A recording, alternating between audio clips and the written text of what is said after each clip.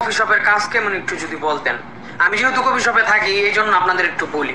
Coffee শপের কাজ বুঝেছি, এসি নিছি 12 ঘন্টা ডিউটি, কোনো দোকানে 14 ঘন্টাও ডিউটি, কিন্তু কাজ কিন্তু ওই এসি নিছে। তারপরে কফি শপে সপ্তাহে 7 দিনের ভিতরে আল্লাহর রহমতে একদিনও বন্ধ নাই, কাজ কিন্তু এসি। বেতন 1400-1500 আস্তে আস্তে বাড়বো, বেতন 2000 আইতে আপনার মনে করলেন 2-3 বছর যাবো, কিন্তু কাজ এসি নিছে। তারপর আপনার আরেকটা সুবিধা হইলো কি, এই কফি শপে কাজ করলে আপনার প্রত্যেক মাসে আল্লাহর রহমতে 1-150 টাকা একটা নিব। কি জন্য একটা নিব এটা কি বলতে পারেন। মনে করলেন যে কফি শপের যদি একটা মাস হিউমার, এটা কার দোষ? আপনার দোষ, কিন্তু কাজ তো।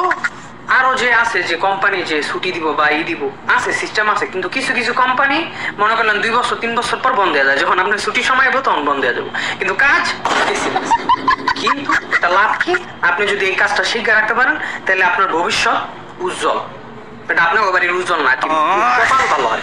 কাজ শিখে রাখলে যে কোনো কাজে যদি শিখেন তাহলে আপনার জন্য সুবিধা। এই কাজটা শিখলে হয়তোবা ভালো কিছু করতে পারবেন, দেশে যান আর বিদেশ যান, যে দেশেই যান, কিন্তু কাজ